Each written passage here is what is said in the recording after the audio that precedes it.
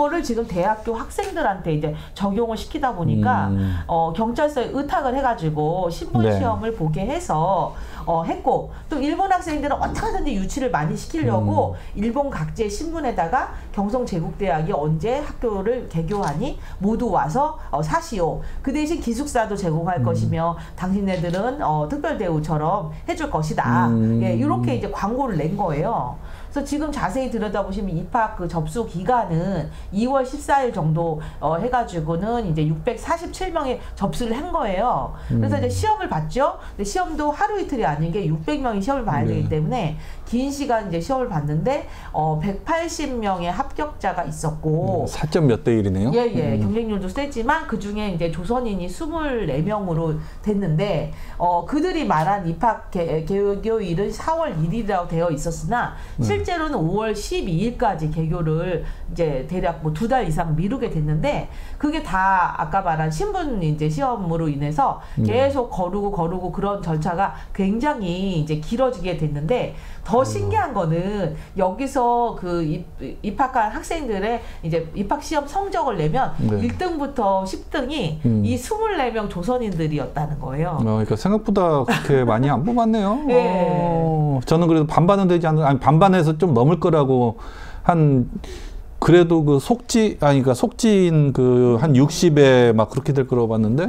생각보다. 근데 이제 이런 모습을 보니까 지금 대학교 입시를 생각을 한번 해보세요.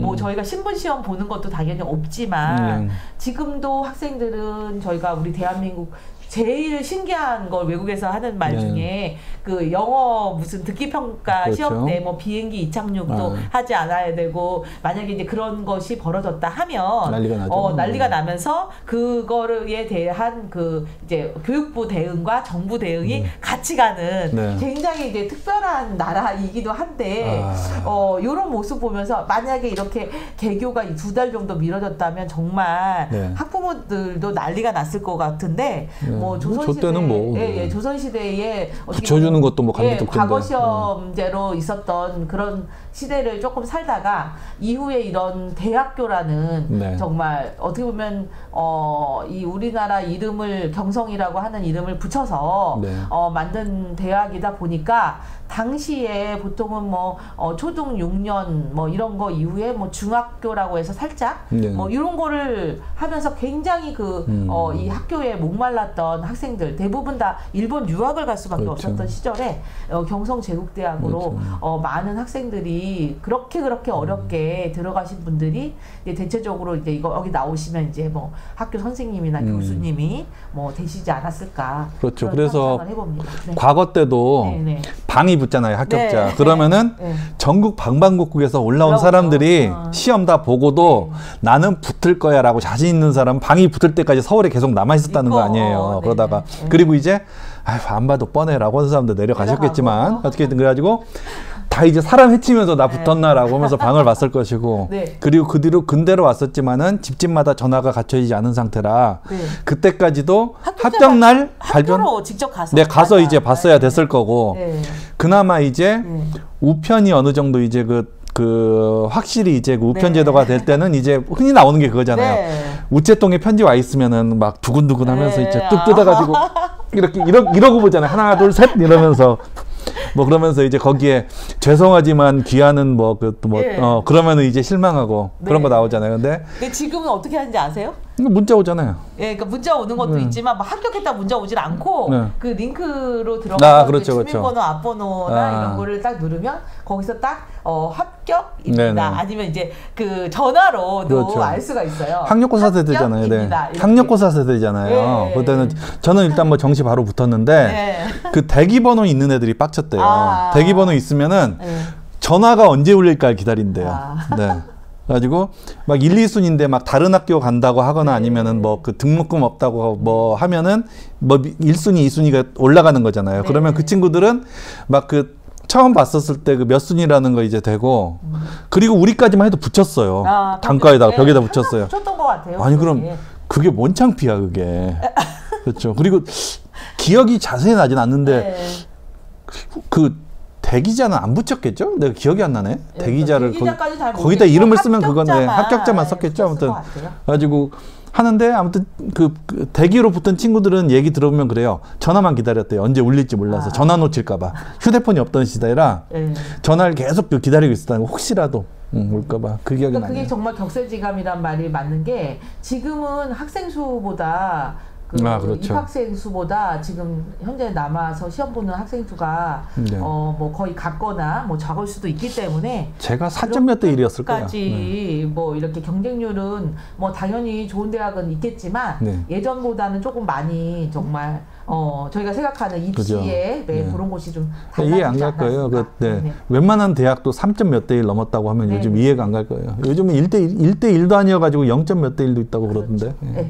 지금 화면 보시면은 이제 여가대학이 이후에 이렇게 조금 변경이 되는 것은 요거를 서울대 의대와 치대의 학생들이 캠퍼스로 이용을 했던 시절이 있어요. 보다시피 연도를 보시면 1966년까지거든요. 그러다 보니까 이제 해방 이후에 서울대는 여기 이 건물을 이제 예대와 치의 대학의 학생들의 이제 공부하는 공간으로 사용했기 때문에 지속적으로 이제 이쪽에 있다가 이제 학교가 아까 말씀드렸다시피 이 관악산으로 이사를 가면서 이제 학교 자체가 요 건물이 이제 덩그러니 남았을 거 아니에요. 그래서 이제 동산병원이라고 하는 병원에 요 당시에 한 대략 한 20년간 이렇게 병원으로 사용하다가 지금 요건 병원으로 사용하기 전에 요 건물이 이제 헐리기 직전에 찍어놓은 사진이고 요 뒤에 있는 아파트가 아까 말씀드렸던 청량리 하면 떠오르는 미주 아파트라고 하는 그 아파트들이에요. 그래서 그곳이 공전했을 당시가 대략 한 2015년도. 근데 뭐 지금 미주 아파트도 거의 그 건설 어떻게 보면 재개발 이야기가 있기 때문에 이것도 머지않아 헐리지 않을까. 정말 옛날 건물이네요. 빨간 벽돌. 빨간 벽돌 요즘 안 쓰죠, 일제가에. 빨간 벽돌 유명하고 또 이 건물을 리모델링 할 때는 이제 겉을 보통 씌우기 때문에 그렇게 변신한. 제가 다니던 단과대학도 빨간 벽돌이었는데 결국 다 바꾸더라고요. 너무 오래돼 보인다고. 최근에 대학을 가보셨어요? 아니 그러니까. 훨씬 전에 어쨌든 바뀌었죠. 나중에 가서 졸업하고는 이제 그 사회생활 하면서도 괜히 한번 가보잖아요. 근처 한번. 근데 이제는 안 가는데 그때 이미 바뀌었더라고요. 빨간 벽돌 건물이었는데. 옛 모습을 볼 수가 있고, 그래서 청량리라고 하는 것 자체가 또 사람들한테 이렇게 좀 이렇게 초록색 녹음, 아까 말씀드렸던 피서지의 역할을 같이 뭐 소나무 그늘과 뭐 이런 버들이 유명한 곳이라면 또 하나 또 했던 거는 청량리에서 박람회가 열렸어요. 혹시 엑스포 박람회 혹시 가보신 기억 있으세요? 저는 그런데 싫어했고 부모님도 갈 생각을 안 하셨고 저는 엑스포 때 아마 그때 몇 년이었죠 그때가? 90 몇 년이요? 93년도에 대전에서 엑스포가 크게 있었고. 그러니까 어렸으면 끌려갔을 텐데 이미 대학생 된 시점이라 제 의지로 안 갔죠. 그리고 또 이제 2010 몇 년도 즈음에 여수에서 엑스포가 또 이제 좀 크게 있었고, 뭐 곳곳에 이 엑스포라고 하는 뭐 표현 자체가 뭐 어떻게 쓰여져야지 적당한지는 모르겠으나 이제 조선 대박람회라고 해서 청량리에서 박람회가 있었어요. 그러니까 산업화 이후에 국가별로 올림픽과 박람회가 그 나라의 국력과 그리고 이제 그걸 자랑하는 이벤트였거든요. 그러다 보니까 파리 대박람회 막 유명하고, 그리고 올림픽은 당연히 이제 국가별로 이제 자기 그 국가 국력 하는 거, 그리고 일본도 전후에 부활의 상징이 됐던 게 오사카 대박람회, 오사카 대박람회거든요. 그래서 그 국가별로 하는 박람회라도 그런 이제 의미를 담아가지고 하는 게 많죠. 그러니까 일본 같은 경우가 정말 저기 도쿄가 박람회뿐만 아니라 올림픽을 우리 알다시피 굉장히 여러 번 개최한 도시잖아요. 근데 지금 사진 보시면은 조선 대박람회가 대략 1940년도 그때는 당시에 그 만주로 일본이 막 그 공격을 가세하고 막 그 황국 식민이나 막 그 절정에 이루었던 그런 시기잖아요. 그래서 우리의 모든 뭐 각출하고 공출하고 뭐 이랬던 굉장히 안 좋은 시기인데 지금 요 사진 속의 그 장면을 보시면 조선 대박람회라고 해가지고 전람회라고 해서 굉장히 크게 예전에는 막 저런 이상한 나무로 해서 탑하고 페인트 칠하고 산업탑 아니면은 뭐 반공탑 그리고 굉장히 많이 세워놨었잖아요. 그래서 그렇게 해서 이제 세워놓고 대체적으로 경성역에 그 동경성역이라고 하는 청량리역에 대체적으로 3만 명이 이제 10월 20일부터 50일간 뭐 지금으로 말하면 뭐 진짜 무슨 저희가 보통 기획전시를 4, 50일 하는데 딱 그렇게 해서 9월에서 10월간 50일간 정말 날씨 제일 좋을 때 왔던 것 같아요. 근데 이걸 준비하는 데만 해도 대략 1년 반이 걸렸고 돈으로 따지면 200만 원의 거액이 있었고 20만 명 굉장한 인원이에요. 20만 명이 동원이 돼가지고 뭐 집도 만들어 놓고 이 안에다가 왜냐면 저희가 박람회를 하면 무슨 관이 이렇게 돼서 일본에 관련된 거 그리고 해외의 여러 도시들 그런 것들을 100여 채를 지어놨기 때문에 그 안에도 솔직히 빈 방으로 놔둘 수는 없잖아요. 그러니까 그런 진열을 어마어마하게 했던 것 같아요. 지금 요 모습은 저희가 북한산으로 딱 그 지명이 되고 저희가 지금 요렇게 그 기차처럼 이렇게 모노레일은 아니고 그러니까 쬐그만 장난감 기차처럼 차 같은 거 고기가 타는 지역이 청량리 역쪽이라면 보통 거기서 북한산이 보이거든요. 그래서 북한산이 보이고 뒤쪽에 이렇게 짜잘하게 학교가 있는 모습을 봐서는 저희가 저기가 이제 경성제국대학 쪽 주변이 아닐까 예측을 하자면 그 부분이 대략적으로 엄청 커서 지금 여기 위치를 따져보면은 청량리 하면은 맘모스 백화점이 또 유명하지만 뒤에 오스카 극장 뭐 이런 데 기억이 있으실지 모르겠는데 저는 사실 여기 사람 아니라 몰라요. 그 주변이 전부 다가 이제 지금의 청량리역 이따가 이제 제가 큰 사진 보여드릴 텐데 대체적으로 그 건물들이 있는 그 지역이 이 박람회장이 아니었을까. 지금 이게 그럼 그 박람회 풍경인 거죠? 네, 박람회 풍경이고 호랑이 모양 구조물도 있고 여기 올라타게 할 저기 지금 우산처럼 그 중앙에 탑처럼 생긴 저건 사람 태워가지고 빙글빙글 돌리는 그럴 것 같고. 그래서 사실은 저런 놀이동산이 있어야지 아이들하고 사람들이 많이 오고 저렇게 관을 여러 개 세워가지고 사람들 들어갔다 나갔다가 계속 그 풍경을 보는. 야 한자가 뭉개져가지고 안 보이는 게 아쉽네요. 무슨 관인지 참. 이제 보십시오.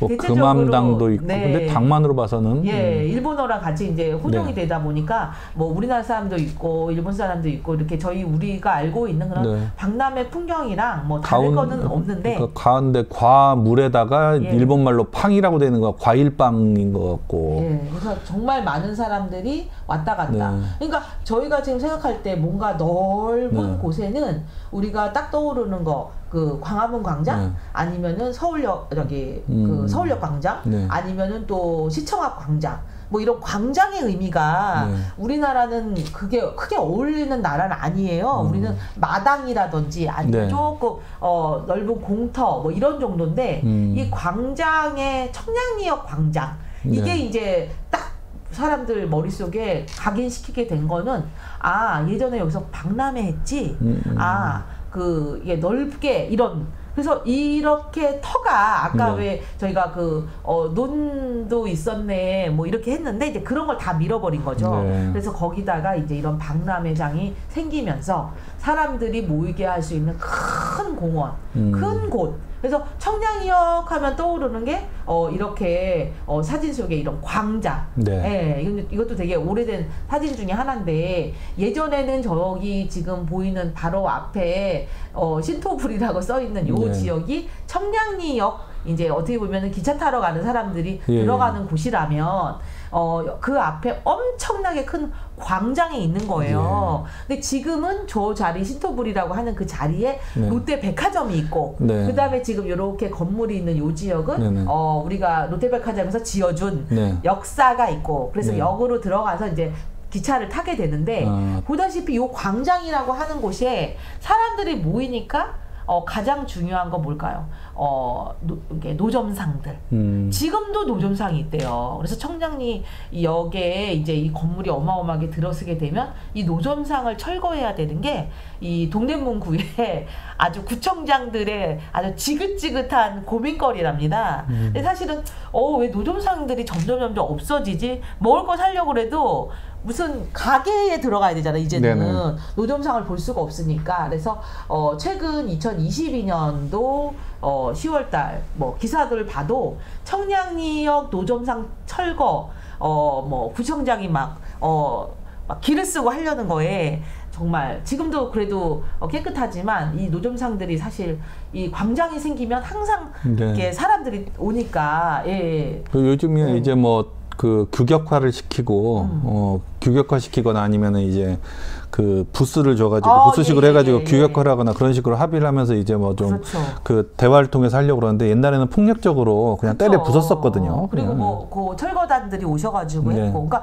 우리 지역에서도 독특하게 태릉시장 같은 경우가 그런 노점상들이 모여서 시장이 된 현재에도 되게 독특한 경우인데 오늘 제가 이제 말씀드릴 거는 딱 80년인 거 알겠어요. 네네. 지금 말씀하시려는 것 같은데 내가 다른 건 모르겠는데 딱 80년이라고 저거 노란색 쳐놓은 거. 그러니까 제가 이제 얘기하기 전에 저도 81년도 여기서 별 그거 없이 변두리, 그러니까 여기를 갖다가 이렇게 배회는 한 건 아니지만 한 84년도 정도에 저희가 가고 싶어서 간 건 아니었고 저희 고등학교 해운여고 방송관 선배님들이 녹음물을 따와라 저한테 시킨 거예요. 그게 1학년들 과제인 거예요. 근데 그게 뭐냐면 주제를 가지고 그 주제에 맞게. 근데 저는 그때 했던 주제가 그 외국 그 브랜드 이제 나이키라든지 뭐 이런 것들을 이렇게 우리 국산 브랜드 말고 노열티가 나가는데 그런 브랜드를 입고 신는 거에 대해서 어떻게 생각하는지 그걸 청량리에 계시는. 그렇네요. 왜냐면은 답을 반쯤 정해놓고 이제 들이미는 거네요. 그렇습니다. 네, 그렇죠. 보통은 모든 방송이 절반 알죠.